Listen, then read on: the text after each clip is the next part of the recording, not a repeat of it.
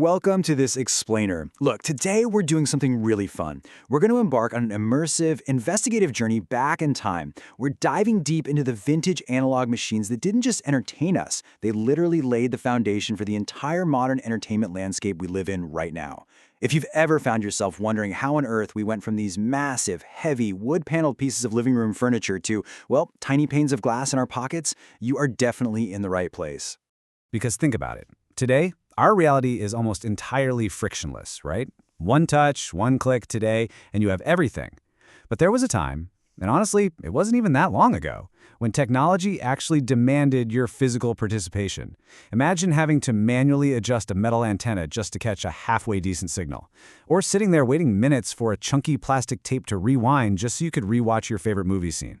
It was tactile, it was chunky, and man, it required patience. So, the big question is, how did we get here?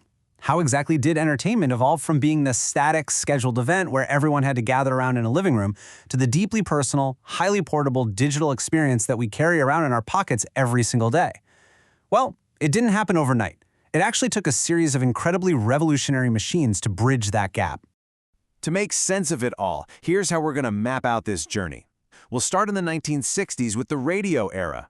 Jump ahead to 1979 when the Sony Walkman dropped, move right into the 1980s with the VCR, and then finally arrive in the 1990s with the compact disc. So let's jump right in. Chapter 1, the radio era. A communal voice. There's a great quote that sums this up. The whole house gathered around one voice. Back in the day, a transistor radio wasn't just another random gadget sitting on a shelf. It was absolutely the center of gravity for the household. It was the primary connection to the outside world, bringing people together in a way that our modern, highly individualized tech honestly often doesn't. Just try to imagine the sensory experience of this. Entire families physically huddling around the device, carefully turning that dial through all that crackling static just to catch live cricket commentary, urgent breaking news, or late-night songs. The radio was a communal lifeline, but it completely anchored you to one single spot. Which brings us to Chapter 2, the cassette revolution, where music gets personal. This is the true inciting incident of portable entertainment, sparked in 1979. See, before 1979, music was tied to the living room. It was a heavy, physical object. But then, suddenly, music is in your pocket on the go. The Walkman completely unchained us. You could suddenly take your favorite albums on the bus, on the train, or just walking down the street. It was a total game changer. Because, for the very first time, the world was inside your headphones.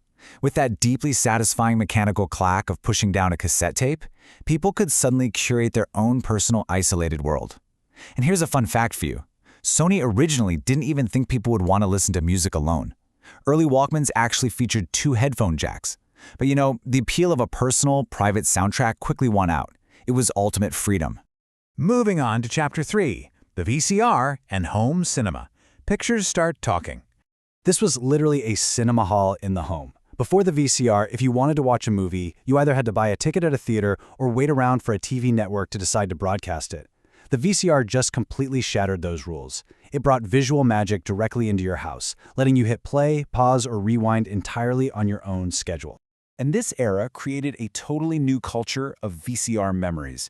Think about the weekend ritual of renting those thick, clunky movie cassettes, always hoping the previous renter actually remembered to be kind and rewind. It gave us dedicated family movie nights, and it gave us the magical new ability to record our own lives on camcorders. Suddenly, shelves were filling up with wedding recordings, birthdays, and vacations, all captured on magnetic tape to be relived whenever we wanted. Finally, we hit Chapter 4, the CD, the new digital journey. Now this was the death of analog friction. Look at these steps. Number 1, no more rewinding tapes. Number 2, instant track selection thanks to a tiny laser reading microscopic pits. And number 3, crystal clear digital sound. By the way, did you know a CD holds exactly 74 minutes of audio because developers allegedly wanted it to perfectly fit all of Beethoven's Ninth Symphony on a single disc? Pretty amazing, right?